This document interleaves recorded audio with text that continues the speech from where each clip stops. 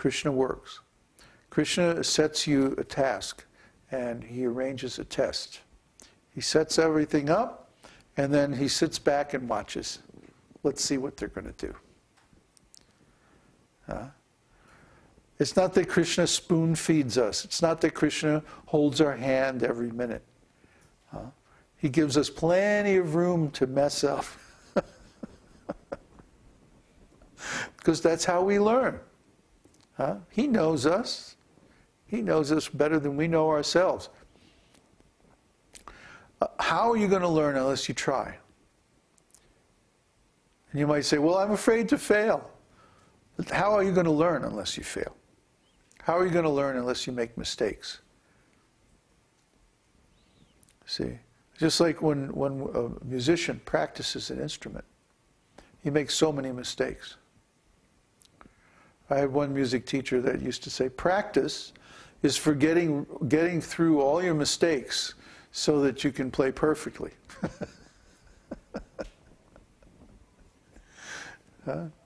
You get through all the mistakes, then you don't have to play them at the concert, because you already played them in practice. So don't get discouraged when you make mistakes. But you keep going, keep trying, and eventually you get it right. So this is the principle, and it's based on the service attitude. Now, the service attitude is completely against the way we have been conditioned in Western materialistic society. We've been conditioned that we are the enjoyers, and that the purpose of human life is to enjoy, to consume. But if you buy that, then you're going to have a lot of karma to deal with. Because actually that's not the purpose. The purpose of life is to serve. Think of all the great personalities, I mean really great personalities that everybody thinks are so wonderful. And what did they do? Were they big commanders, big controllers, big enjoyers? No, they were servants. They were big, big servants. They served more than anybody else. And because of that, they're viewed as great personalities. A great personality doesn't take. A great personality gives. You see? A great personality is not concerned with his own welfare. He's concerned with others' welfare. And he gives out of his abundance. So we don't have like a lot of money, or we don't have a lot of facilities or anything like that, but what we have is a lot of knowledge. And so we give very freely of that knowledge, and we have given very, very freely and abundantly of our knowledge, shared it completely openly and freely for the last 7 years. As a result, there is a huge, tremendous treasure trove of knowledge available on our website. So we are getting together an archive of all that knowledge that you can download, burn to a DVD or something like that. How's that coming, by the way, Udu? Not coming. What do you mean, not coming? Haven't got the time. We haven't had, well, we got to finish that. Yes, Is Steve working on it? no. Why not? Come on, we have to kickstart this project. Back to his house and all that. Well, we have to get it done by Janmashtami. I want this done by Janmashtami. I want to offer it to Krishna. Okay. CD or DVD or something. The biggest problem is the security, because we have to share the whole user database. That's the only thing. Well, let's not get into technical discussion right now. But we want to be able to make all this knowledge available in a convenient form. See, I have the feeling that the gateway is closing. I have the feeling that if somebody isn't a devotee by now, it's like it's too late. I have the feeling that it's like Śrīla Prabhupāda came and opened up the preaching of this highest level of self-realization. And that those who understood, those who got it, those who were fortunate, they got to approach Śrīla Prabhupada and become his disciples. And then there was a test. The test, of course, was ISKCON becoming corrupted. So many devotees falling down.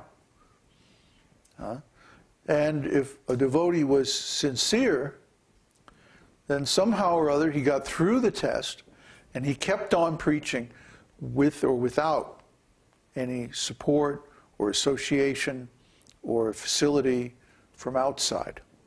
You see? In ISKCON, we were all more or less forced to preach.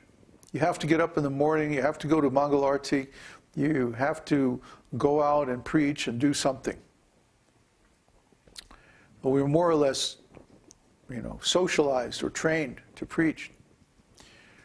But then when ISKCON fell apart and everybody went independent, there wasn't anybody standing over us saying, no, you have to go out and preach. Quite the opposite, in fact. We had all this freedom. So then the test became, what are you going to do with this freedom? Are you going to use this freedom? Are you going to go back to the old enjoying spirit? Or are you going to use your initiative, use your intelligence to keep your promise?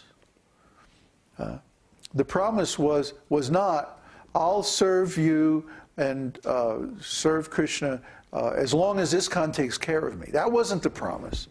The promise was, I will serve you and I will serve Krishna unconditionally, at least for the rest of my life, if not longer. Unconditionally means with support or without support, with help or without help, with facility or without facility, with encouragement or without encouragement. See? It means that we will take the initiative. We will take whatever action needs to be done. We will do the needful. That's the service attitude.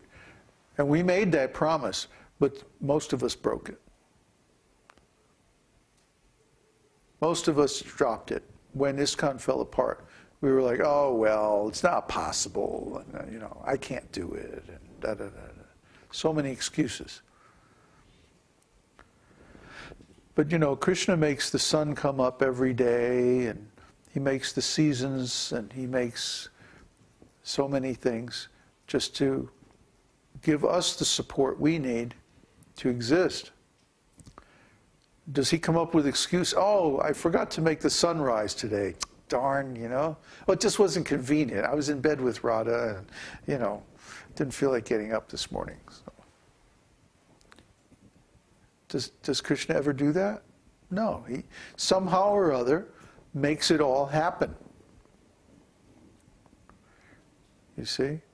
So how can we expect Krishna to keep his promise if we don't keep our promise? How can we expect Krishna to keep Prabhupada's promise if we don't keep our promise to Prabhupada? See? So you all need to understand that those who didn't pass this test, who fell by the wayside, their destination is different from those who passed the test and kept on going and kept their promises, kept their integrity, kept their service to Krishna. It hasn't been easy, and sometimes it hasn't been a whole lot of fun, but now we feel like, okay, we made it. We made it. And the time that's coming ahead now, we don't know if we're going to get through it in one piece. There's no guarantees. This is the material world, and after all, nobody gets out of here alive. So, the way in which we pass from this world doesn't really matter. But what matters is that we kept our integrity, that we kept our promises. That's what matters, because that's what Krishna looks at. He doesn't look at, did we make 1,000 disciples or did we make 10,000 disciples? He looks at, did you keep trying? See, it's never quantity that matters to Krishna. It's always quality that matters far more. To chant Krishna's name one time without offenses brings full self-realization. You can chant 1,000,000 rounds of offensive Harinam, won't give you the same result. See, so those devotees, they can claim, well, when I was in ISKCON, I distributed so many books, and I collected so much money, and I did this, and I did that. Well, okay, but what are you doing now? Well, I have my kids, and I have my house payment.